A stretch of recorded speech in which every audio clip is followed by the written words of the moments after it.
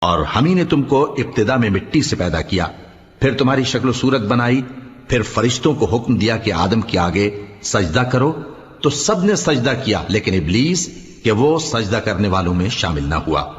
اللہ نے فرمایا جب میں نے تجھ کو بھی حکم دیا تھا تو کس چیز نے تجھے سجدہ کرنے سے باز رکھا؟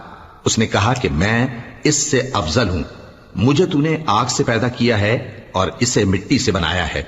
فرمایا تو بہشت سے اتر جا، تجھے شایع نہیں کہ یہاں تکبر کرے، پس نکل جا کہ تو ذلیل لوگوں میں سے ہے۔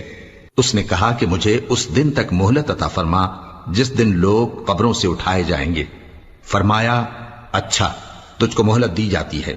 بولا کہ مجھے تو نے گمراہ کیا ہی ہے، میں بھی تیرے سیدھے رستے پر ان کو گمراہ کرنے کے لیے بیٹھوں گا، پھر ان کے آگے سے اور پیچھے سے اور دائیں سے اور بائیں سے غرض ہر طرف سے آؤں گا اور تو ان